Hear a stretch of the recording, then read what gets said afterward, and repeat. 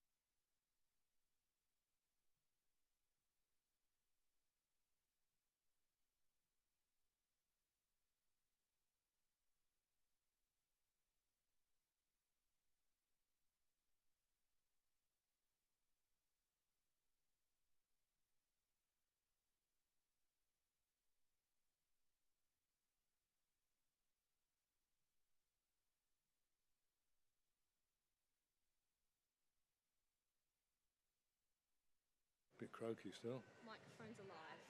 Very good.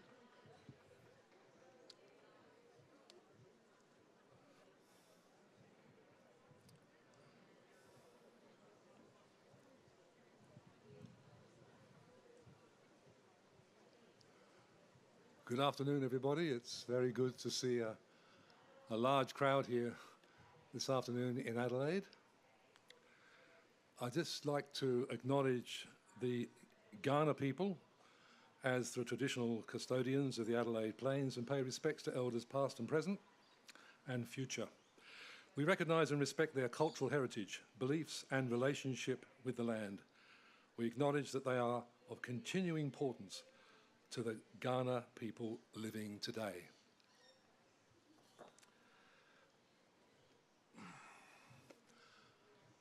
Now, I'm sure I'm right in saying that Ukraine very much occupies us at the present moment.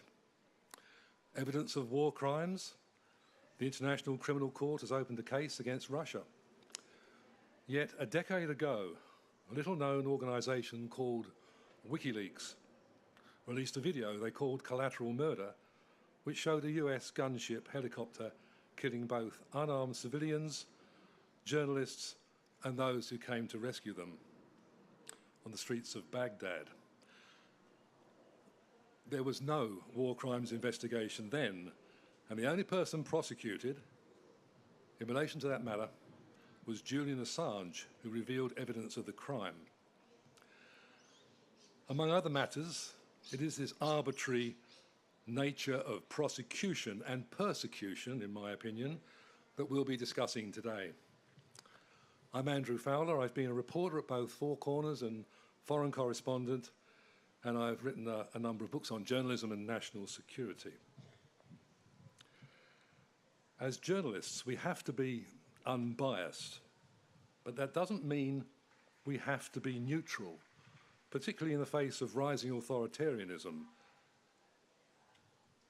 and its threat to democracy and the rule of law, which is what makes the discussions today so important. Since 2001, Australia has introduced more counter-terrorism and national security legislation than any other member of the Five Eyes Western Alliance. But whereas the US has First Amendment rights of free speech, and Article 10 of the European Convention on Human Rights provides some cover for journalists in the UK, here in Australia there is very little protection from the overreach of executive government.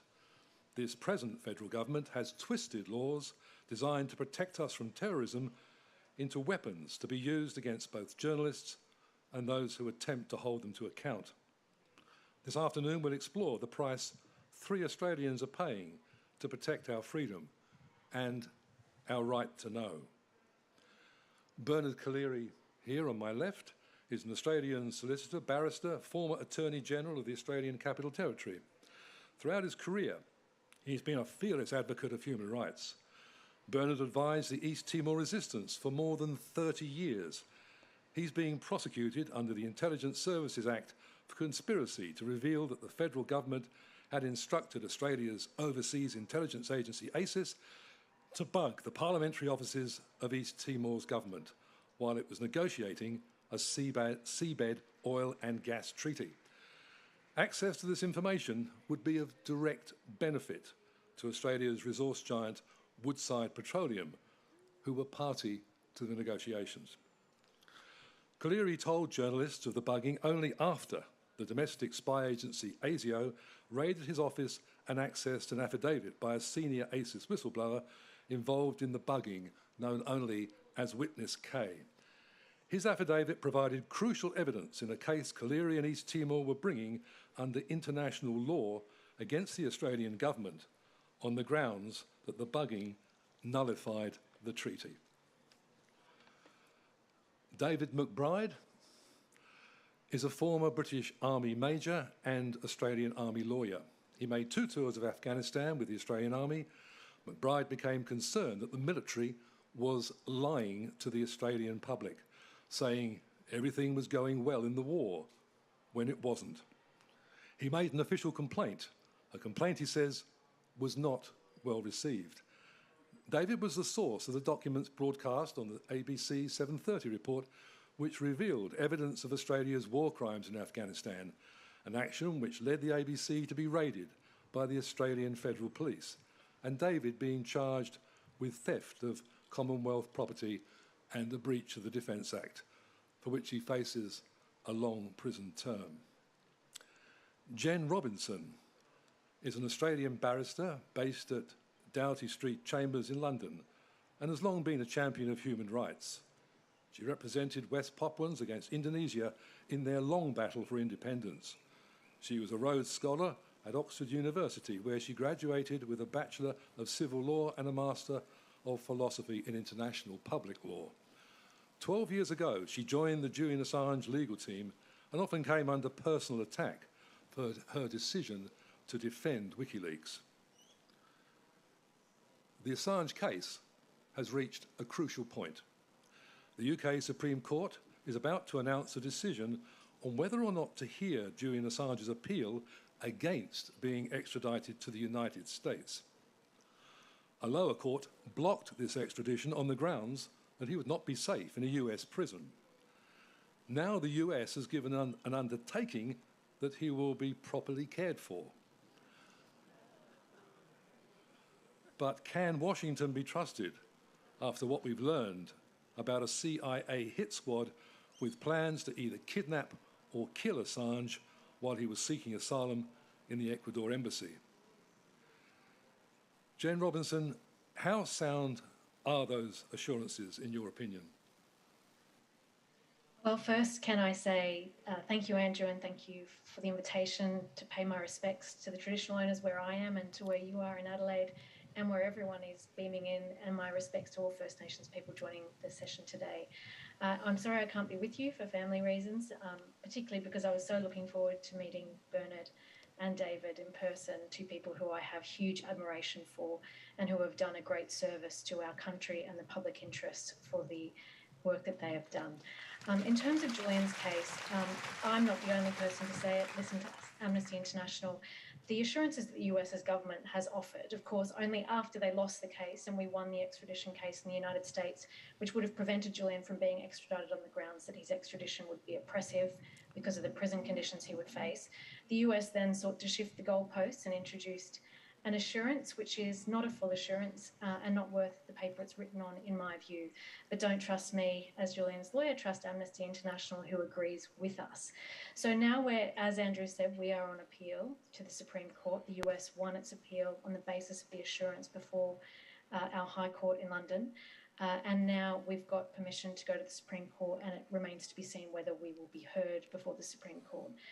It is very concerning to me that we have findings from a judge on the basis of medical evidence that an Australian citizen is at risk of suicide if extradited to the United States. This is a humanitarian issue. It is one that involves the life of an award-winning Australian editor and journalist, and yet we have very little being said and done about an assurance and the UK government willing to accept an assurance from the United States, which is, frankly, not very helpful. Now, Niels Melzer, the UN reporter on torture, has ruled in a detailed and corroborated report that Assange has been the victim of torture in the way he's been treated. Professor Melzer said that he had never seen so many powerful countries gang up against one individual. Why do you think that happened? Why was Julian Assange targeted? That's a big question, Andrew, and one that I think, to break it down in basic terms, as a lawyer who's been with him and watched or been front and centre to see how Julian has been treated over many years, more than a decade, information is power. And that was something that struck me about the WikiLeaks revelations, that a journalist and an editor with information was suddenly seen as the most powerful man in the world, or the most dangerous man in the world. And why? Because he was offering us the truth about war crimes, the truth about human rights abuse. Now, we've heard from a number of government officials that the persecution, and I think that is an appropriate word to use, and thank you for using it, Andrew, the persecution and the prosecution of Julian Assange is to send a signal, a deterrence, to stop anyone else who might have the courage and the bravery to publish the truth about government wrongdoing.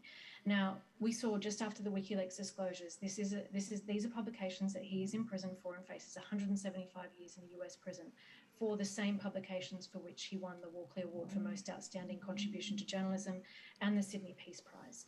Now, after the WikiLeaks disclosures, we saw Edward Snowden, come out and make his disclosures saying that he was inspired by Julian Assange and by Chelsea Manning. We've seen other whistleblowers since come out and say the same. And so the actions that are being taken by government is that they want to control information, because by controlling information, they hold the power. And by prosecuting and punishing whistleblowers and publishers who have the courage and the bravery to provide us the information we need to make democratic decisions, informed decisions in our democracies, that they will be punished to stop others from doing it the same. And I think we all need to be asking serious questions about this and the precedent that it's set, and we need only look to the other brilliant people on this panel to see the impact that it can have on our democracy. Thanks, Jennifer.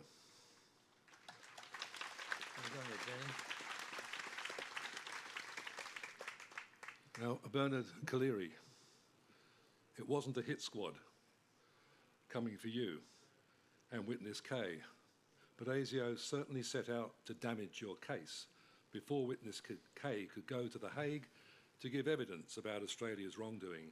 His passport was confiscated, preventing him from travelling. He subsequently pleaded guilty to breaching national security. Now, you are not pleading guilty. Witness K received 3 months suspended sentence. You described Australia's national security powers as authoritarian. In your opinion, how has Witness K been treated, and why are you fighting on? Well, thank you, Andrew. Witness K is a distinguished senior Australian with a distinguished record of service to our country, and in many respects, he was not a whistleblower per se. He went through the correct procedures. He was given an approved lawyer, who then, of course, had a security clearance, and he advanced his case, a case I'm now forbidden from expanding on. But Andrew, Witness K has a family. My memory and experience goes back to the Soviet years. That's how old I am. And I recall that when we had defectors from the Soviet Union, if they left their family behind, they were of limited use to our services because of the hold and the worry and the fear that held over them. Any leaking of Witness K's name, given the times we lived in at that time, in the centre of the terrorist scare in 2013 and in subsequent years, would place Witness K in great jeopardy and family. And I think that's a relevant factor. I can't expand on it as to why Witness K elected to enter a guilty plea. Given the circumstances, I thought the learned magistrate was quite compassionate, tolerant and understanding, referring to good faith and motivated by a sense of justice. I'm really hopeful that when we pass these difficult times, there'll be a submission made to our Governor-General to give Witness K a pardon.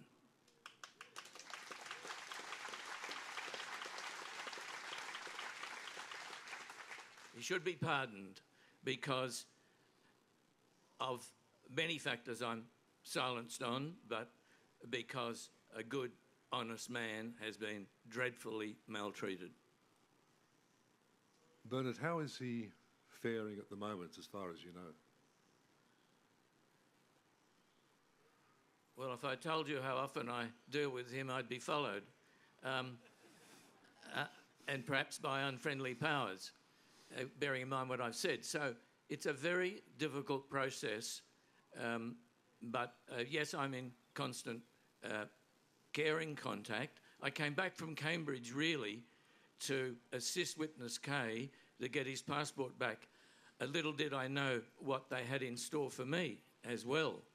But, of course, he still doesn't have his passport. His life is held up.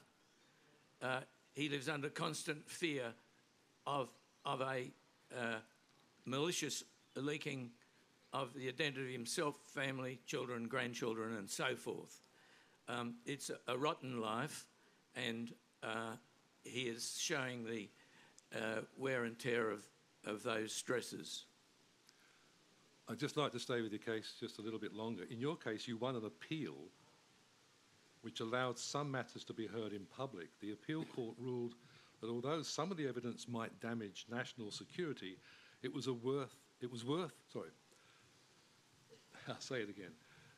The appeal court ruled that although some of the evidence might damage national security, it was a price worth paying if people were to have faith in the principle of open justice. Yet that decision is now under threat again, isn't it? Well, yes, they didn't appeal that decision, the decision that I should get a public trial. There's a clause in this 2004 terrorist law, anti-terrorist law, that allows a judgment to be rewritten or redacted. And so the government has sought a redaction of the judgment that we won.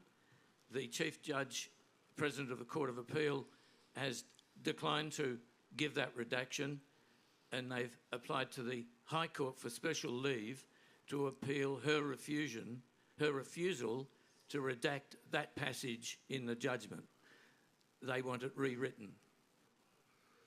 You said in a speech that the national security laws used against you had never been used against terrorists. Your view was that they were being used, quote, to cover Downer's dirty linen. You're referring to Alexander Downer, who was Foreign Minister at the time of the bugging. As Foreign Minister, Downer was responsible for sending in the SIS team to spy on East Timor. When he went to work for Woodside Petroleum, beneficiaries of the Timor Treaty, afterwards, can you talk about that? No. I should say one thing. We need anti-terrorist laws. We just need to read them more carefully before they are passed into law, and we really should have known what was happening in 2004, where there was a potential for the misuse of necessary anti-terrorist powers. What I did say was that the full extent of those laws are being used on me at the moment, when I can't find any. There is among this audience here a very distinguished judge who's done some of the most important terrorist trials in this country. I won't even look in the direction, but I'm sure you'll agree that we need laws that can protect informants, that can protect sources of information, particularly information that leads us to terror cells. But in my case, there's absolutely no character of any of that involved. I think we're both honest people, witness Kay and I. My friends are mostly all, I should say, decent people. And the national security aspect is not, I want to stress to you, some James Bond secret about Chinese or Soviet espionage. It's nothing to do with that. As Jenny will agree, it's about this holy grail of the intelligence services in the Western world. It's the neither confirm nor deny. They want to put me to trial over something that they want to publicly deny and are publicly denying. They want a secret trial, so because to trial me, they have to admit what was done, but they won't admit it in public. And that's, Andrew, the most pernicious thing that strikes me, which is, you all recall how we've reacted to the Holocaust deniers. This issue, what's happening to my friend David here and what's happening to Julian, is an attempt to change history. It's an attempt to change the history, in my case, of our relationship to the East Timorese. It's a much broader, more serious thing. It's a government that holds itself unaccountable, invulnerable, wanting to change history and to make sure that Assange can't properly write some history. McBride can't do the same. And Kay and I somehow talked about something that actually didn't happen. It's an attempt to change history.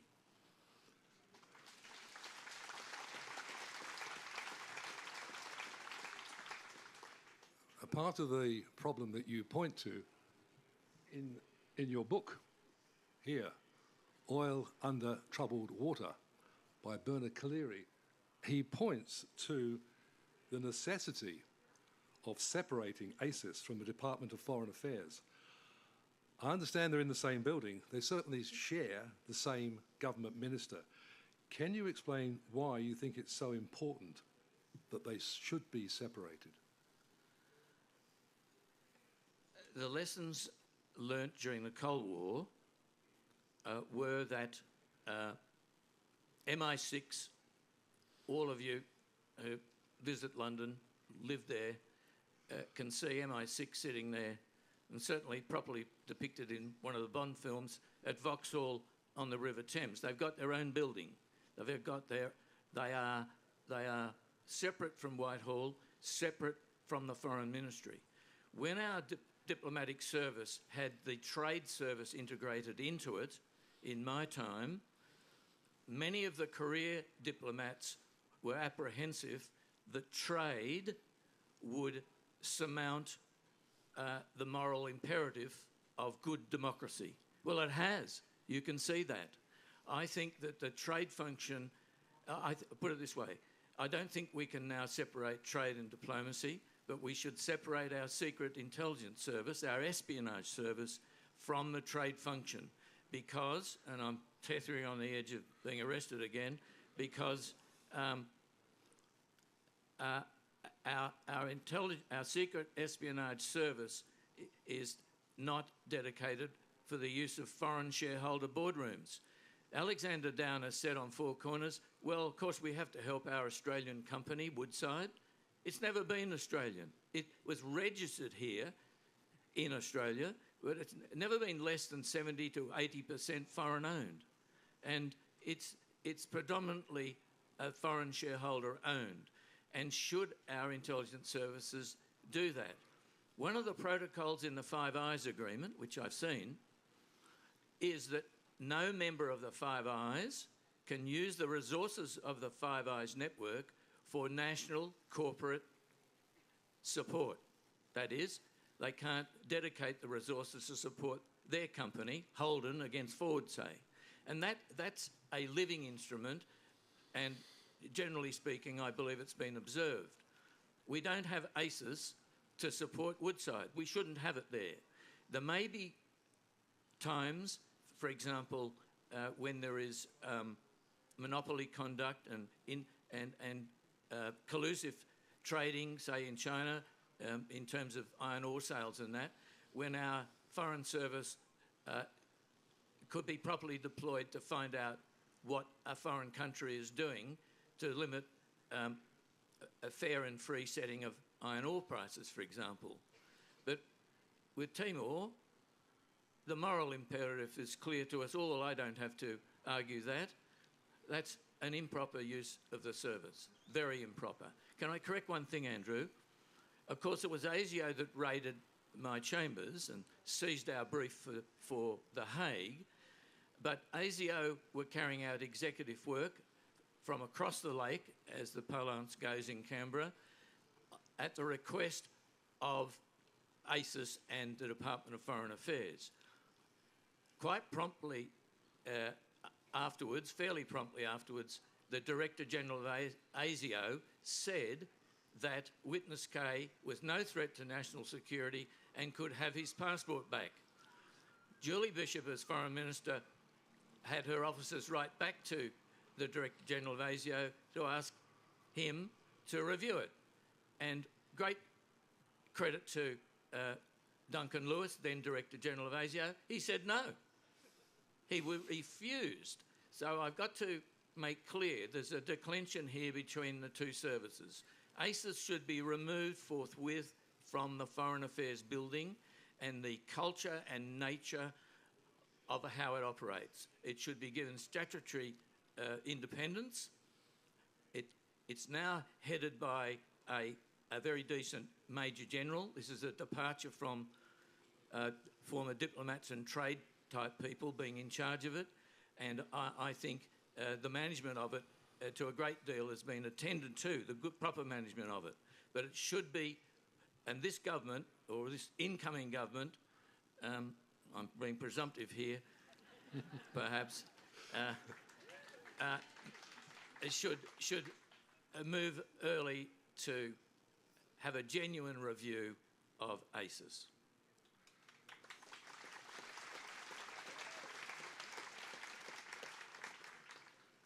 Thanks, Bernard.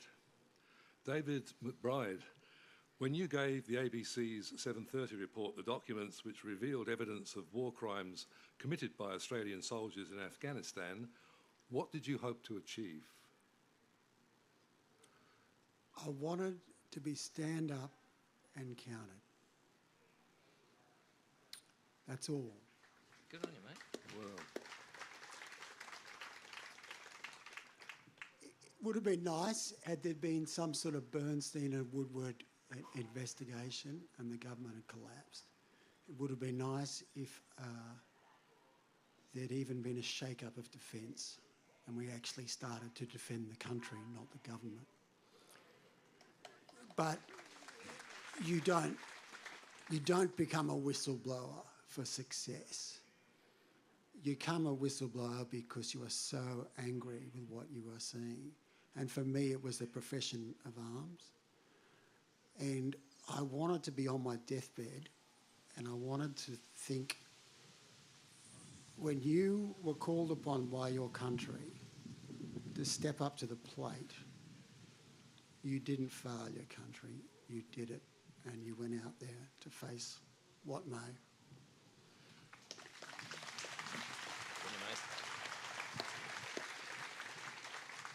David, we hear a lot about how troops were involved in these killings, but very little about the senior commanders.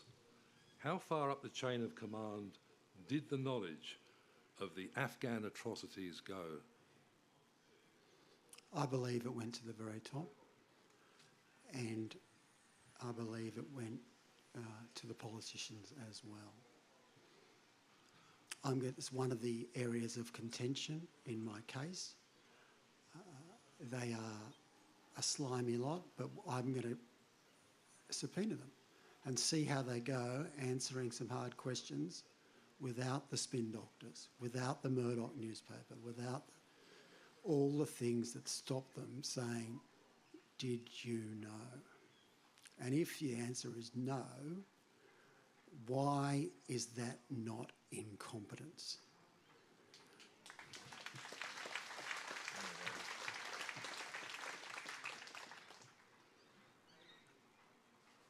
You obviously thought long and hard about making that decision, because it wouldn't have been easy. You saw what was going on. You saw, I think you told me, the lying and the deception that was going on about the real state of the war. You've been exonerated in what you said because Afghanistan was the mess as you described it. Do you feel in any way exonerated? Do you think it's been worth it to have got this far? Even before it started to go well, I was lying on my bed in Canberra with my wife and I was looking up at the house that we'd bought and we were soon about to lose, and my career was going south at a rate of knots, and I had this strange feeling, and it was, for the first time in my life, I really liked myself. And go figure, you know, I was 50, and so I don't have any regrets. Obviously, it comes with a cost. I've got 2 teenage children. It's very stressful for them. They don't let on. They first heard the magnitude of what I told them I was going to a holiday for Spain, and then in the way that happens to children, one of them said to the other on the playground, you know, your dad's wanted by the cops and can't come back to Australia.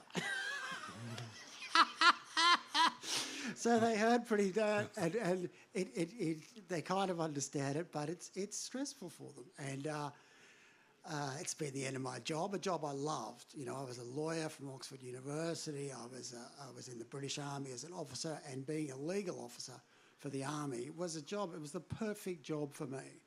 It was paid well, 160 grand a year or something. I gave that up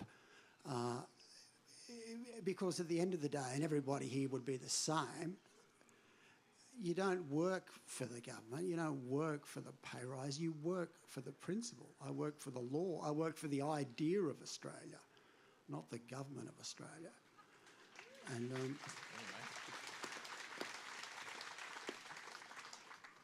now, talking of your work as a lawyer, how has this impacted your work as a lawyer? Are you still able to work as a lawyer? funnily enough, I've just got my licence back, and I'm very happy about that.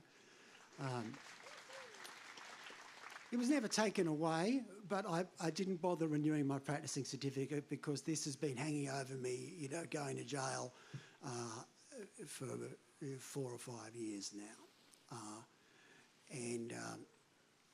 So I didn't bother. But I have to give some praise to the Law Society of New South Wales. We applied, and they could have taken the political option, and I think this is an atmospheric that things are changing. They didn't. They even did some research of their own, and they quoted something which I didn't even submit, and they said, "You have said that you believe what you were doing is right. We can't see any reason why you can't practice as a lawyer, and we welcome you back in." And that was pretty incredible. So I'm grateful. There is some good news, and there are some great people out there doing great things, and I'm grateful to them. And I love being back in court.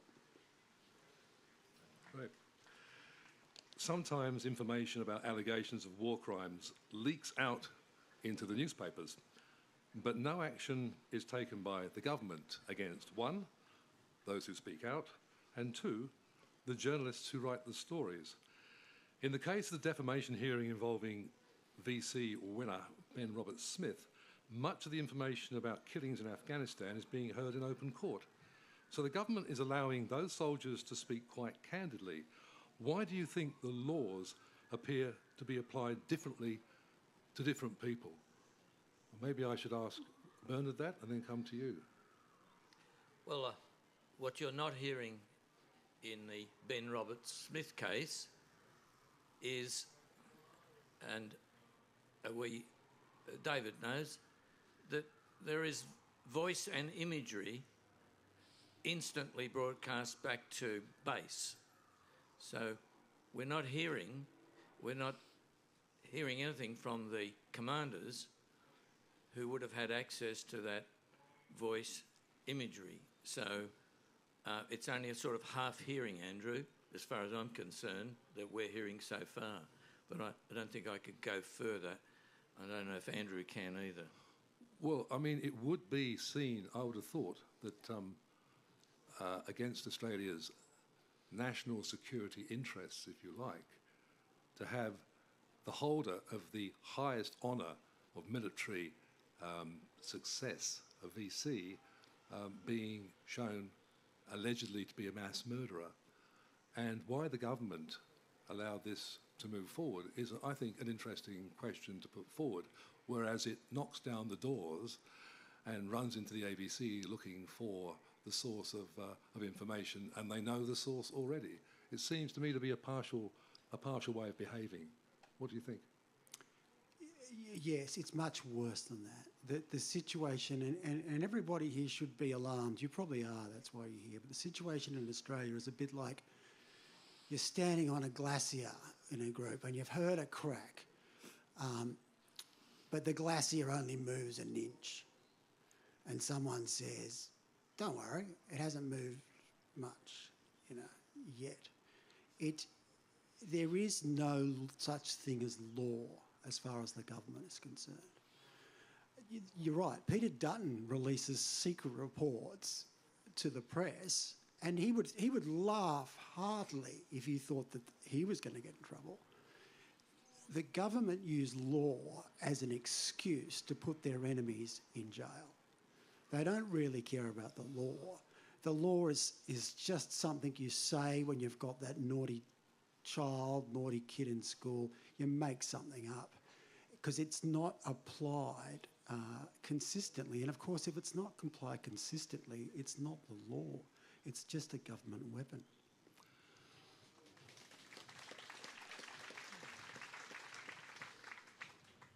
Jen, what's your response to that? Well, I agree with what's been said. I do not want to live in a democracy where good men like Bernard and David are on trial and prosecuted for doing what was right and what was in the public interest. I don't want to live in a democracy where a lawyer doing his job is prosecuted. That is a terrifying precedent, and for me, for obvious reasons. We should not be hearing evidence of Australian war crimes in a private matter, in a defamation case in Sydney, and not in a war crimes court. I mean, this is the world in which we live. We have governments who choose to leak information when it serves their political purposes. I don't think anyone missed the fact that we suddenly learnt about China using a laser in Australian planes' faces just when the government wanted to make the point about the opposition, about being a national security risk, a point which nobody believes, a point which ASIO has even said is politicising national security in an inappropriate way. And suddenly we had what would otherwise be classified information in the public domain. Now, of course, governments leak when it suits them, and they prosecute people who give information in the public interest when it doesn't. And if you look at Julian Assange's case, if you look at Bernard's case, if you look at David's case, we are looking at three important examples of it. And all three of those prosecutions should be put to an end.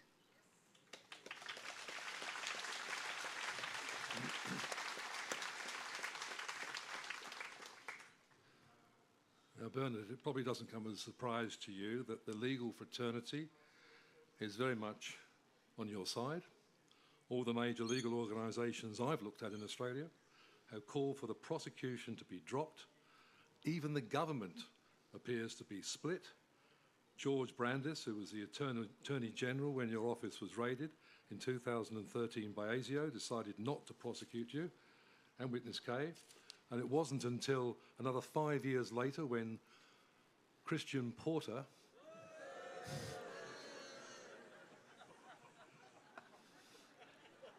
became AG that you and Witness K were charged. Why the decision to prosecute you now? Why did it take such a long time? I think they wanted to get their way with the East Timorese government. They needed to secure a further treaty for, principally for ConocoPhillips and Woodside at the time. And once they'd got over that hump, the prosecutions were quickly issued. But I think you've got to recall, George Brandis disagreed during the Children Overboard affair. He disagreed publicly with John Howard. I must say, when I was standing with Chinana Guzmao at a mass grave years after that in Timor, I felt when the forensic UN investigators were turning over the bodies, the women who'd obviously been holding children because they had children's shawls in their hands, they'd been shot from the back. They turned their backs. I felt if John had really thought women would throw their children overboard to get a visa, he should have been at that mass grave to see that women wouldn't do that. That is, throw a child overboard, and those mute victims in Timor had been, with the women holding children, had been shot in the back. John should have been there to see that and to apologise, not just for a bit of a political fib, but for a huge insult to womanhood. And, there are some anecdotes that really worry me. I'd known Witness K for many, many, many years for reasons I can't go into. But so I knew I couldn't understand how someone like Witness K, who'd served somewhere I can't mention, would be approved to see me, Chinana Guzmau's legal advisor. And my first thought was entrapment, but then it wasn't. It wasn't. And that's something to be explained. Why did that happen? Perhaps it's just normal government incompetence, or did they truly believe that as an ethical lawyer, the lawyer, as David so poignantly stated, and as Jenny with her battles with Julian in Belmarsh experiences all the time, did they really think that I would show him the door? Did they really think that I would keep that secret and keep meeting Chinana Guzmau in the same room? Oops, I went a bit far there. But, I mean, what does government think of our legal profession? What do they think of us? We're not cowards. And what had to be done has been done. And, of course, it's been awful for me and my family. But I think David's got the line today. He sleeps better. I don't know if I could say the same thing, but, you know, you can't live with yourself sometimes. The lawyers have lots of ethical decisions to make, but that was one of the worst of my life. I worked on it for more than 2 years before something had to be done. It was a very difficult, the most difficult ethical decision of my life, Andrew, as to what should be done, what had to be done. And, you know, our theme of Whistleblowers, it applies right across the board. We're talking about an endemic issue in society when government is unaccountable and secret. And are they continuing the prosecution of myself to just ensure that when some of the 22,000 people classed as intelligence officials in Canberra these days come to see a lawyer, that no lawyer will speak up again, or you'll get what Collaery's got? I think there's an element of that in the continuing prosecution.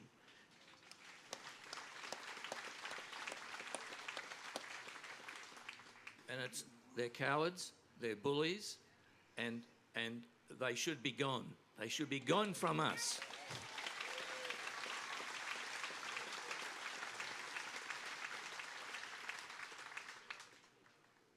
Now, Bernard, that was a perfect segue for the next question.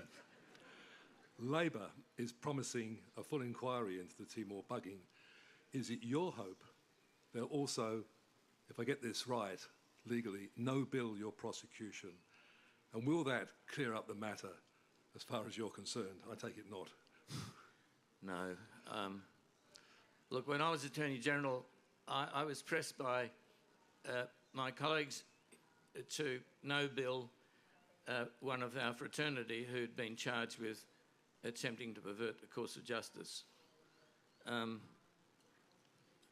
couldn't do that, and I'd be a hypocrite to say that Mark Dreyfus should no-bill my matter. I think once an Attorney General starts, while we've got an Office of Director of Public Prosecutions, allegedly independent, but while we've got an Office of Independent Prosecution, where will it stop if an attorney starts no-billing cases? So I'm hoist on my own over this issue.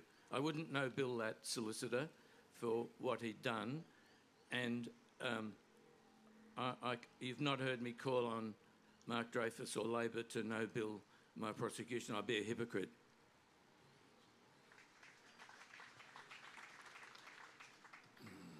Yeah, David, what do you see as the best outcome for you? Well, I'm with Bernard. I don't want them to drop the charges. It's a bit great. I mean, I think that would be the worst thing for me. As Bernard said, that leaves you in this no man's land.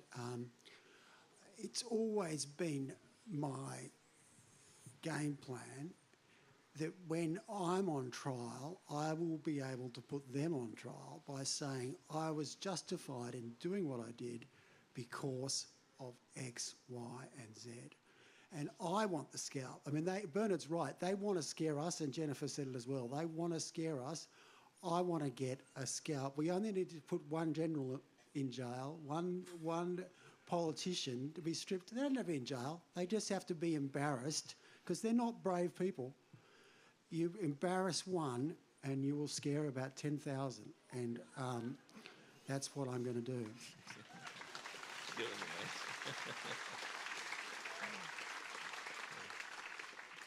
Good one, Andrew. Jennifer, what is the most effective form of representation which might put an end to what I can safely call, and we've called before, both of us, Assange's persecution?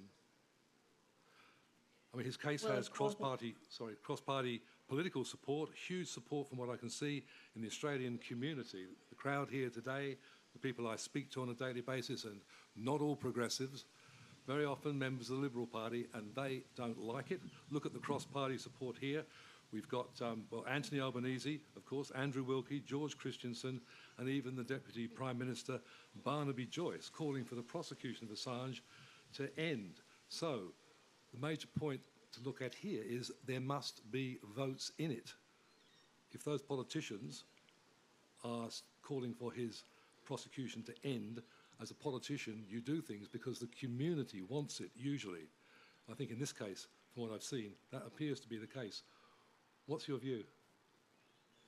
Well, I agree with you, Andrew. That's why I've spent so much time over the past decade spending time in Canberra in Parliament talking to our politicians about the position that Julian's in and why this is in principle wrong.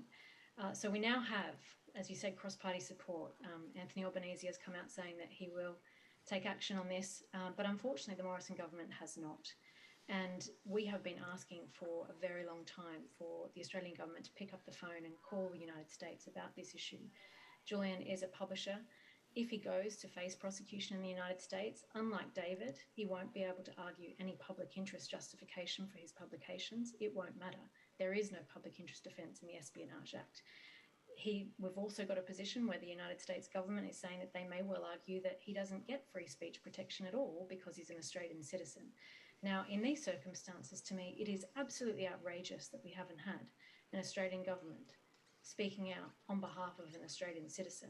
We have the Australian government saying that it will impose sanctions against governments abroad as part of this new media freedom initiative against other countries who prosecute and take unlawful action against journalists, and yet we are unwilling as a government, our government is unwilling to speak out on behalf of this Australian citizen, and it's wrong. And I think there is a huge amount of support wherever I go in Australia, and it's not just in this audience. People approach me all the time saying, thank you for doing what you're doing. Please tell Julian we support him. We don't understand why he's still in prison. And when I have to go and see him in Belmarsh, let me tell you, this is an Australian citizen who is sitting there in one of the worst prisons in England, among people who have been accused of serious violent crimes. And every time I go in there to see him, I have to maintain the rage and the injustice that I feel about how he's being treated. And our government could put it to a stop.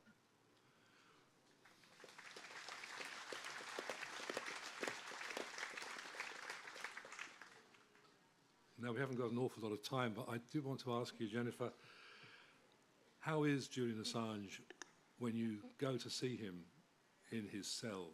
Tell me how you go in there and what happens and what he's like, his spirit, his health. Well, I mean, the first thing to say is that having spent the last 12 years working with him, the impact upon his health is devastating. The impact upon what he could have been doing for our society in the meantime while he's been locked up, for giving us information that has changed the face of journalism, for implementing a Dropbox system that has changed the way journalism is done, for being a leading light in journalism. He is in prison and he is suffering. And it is not, the evidence speaks for itself. He is a suicide risk. And for someone who is so strong and so principled, it's amazing that he has been able to continue for as long as he has. But, the medical evidence is irrefutable. This is a humanitarian case. This is his life. When he speaks to me on the phone, he talks about his life being stolen from him. And it's heartbreaking. So as a lawyer, I find it so difficult, but as Bernard and David said, when people ask me, why do you keep representing him? And I say, always, because of the principle of it, because he's a fellow Australian, and because I know I'm on the right side of history, and Julian is on the right side of history. And the question is, how long will it take for the UK government, for the Australian government, for the United States government to do the right thing? This is a terrible precedent. If Julian can be prosecuted and sent to prison like this, then so too can any journalist or editor anywhere in the world who publishes truthful information in the public interest about the United States. And we should not allow that principle to be set as a precedent.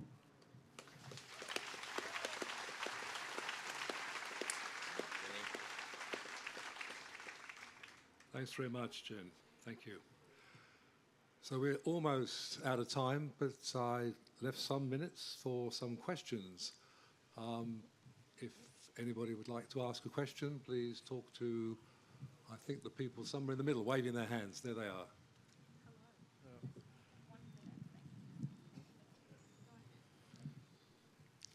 Look, this is a question for each of the panellists. What are the lessons for junior legal practitioners from your courage and of the necessity to maintain the rule of law? Well, there's one great lesson, and the lesson is to be yourself. You bring to the law from your parentage, from your family, from your value system, you bring to the law and you contribute to the law, and it's a living thing. You can't have exceptions. There's no exceptions for a favourite client, favourite corporate client. You are required to remain ethical, balanced, informative and fair. And young lawyers are probably learning something from this. I think there's only one law society in Australia that is dominated by government lawyers. Guess where that is? And when the last president of the ACT Law Society moved that local society to support a call by my bar, the barristers in Canberra, to support me, most of the room walked out. And when I was Attorney General, I did not want government lawyers who were not practising to get practising certificates. That was altered, and now in Canberra, standards need to be set and a bar needs to be set. I am so upset with the role of senior government lawyers in my prosecution. I'm so upset about that. Some of them I know, some of them I admired. Some of them I still admire because they've stood aside and said they can't do it. But you should never be a hireling as a government lawyer. And so that's my message to young government lawyers in employ. You're not, I think David said this, you're not a hireling. You owe a higher duty to the rule of law. You're not hired to do the bidding that is unconscionable, unethical, immoral, and frankly unlawful.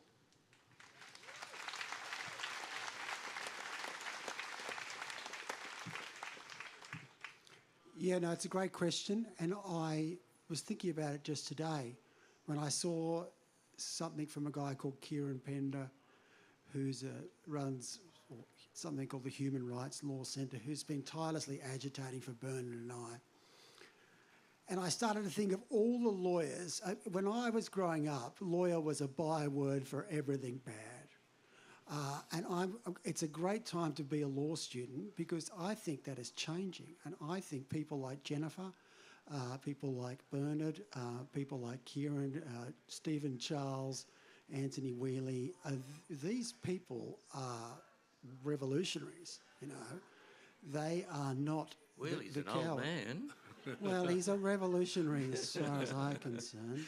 And it's fantastic. I see myself more as a soldier, but lawyers are doing great things. And I think if you're a junior lawyer, be happy and get out there and join them.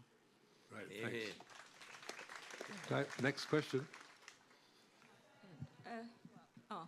Good afternoon. I am taking a liberty this afternoon because I'm not talking about Julian Assange and the other whistleblowers that you're referring to. I'm talking to my son, about my son. He worked for, hang on, I better read this. My son committed suicide 2 weeks after he left his employment and the night after Labor's defeat in May 2019. He was working for a private company that had been outsourced by the government to manage and deliver social security payments to students. He would not follow their decisions, which he thought they were wrong, questionable or unethical. He, of course, this was not accepted, and he was challenged and bullied and spoken to. It affected his health enormously, and finally he left. His teammates were all reminded when they came to his funeral of their confidential agreements and the consequences of speaking out. After his death, I found many articles, individual articles about issues in call centres and the secrecy around them. Everyone was incredibly sympathetic, but nobody was able to offer any ideas about how this situation could be challenged. Just a comment from any of you, if you may. Well, I think that's a very, very moving sharing that you've given us. The circumstances of your son's death are very relevant. You haven't mentioned a coronial inquest. We haven't time to go into that, but these instances of victimisation in the workplace and the non-disclosure agreements were discussed just on this stage this morning in relation to sexual assault survivors. There is in our community a great unfairness in these times we live in, and the unfairness that's occurred to you and your family and your loved ones adds to the imperative we have to have fair government, responsive government, and people who govern us who will listen and develop reforms. And one of the reforms needed greatly is this non-disclosure agreement that young people particularly are signing, confidentially, employment agreements. That needs to be subjected to a review, a law reform commission review, and there was a similar comment this morning said in relation to other survivors. So I believe the way forward is to get better governance and more law reform reports on this very important issue. Thank you for your question. I'm afraid we are out of time. We were getting the wind up several minutes ago. But I'd like to thank you all for coming here this afternoon for what I think has been a very illuminating and interesting discussion. I hope you agree. I'd like to thank David McBride, Bernard Collaery and Jennifer Robinson for their contribution. Okay.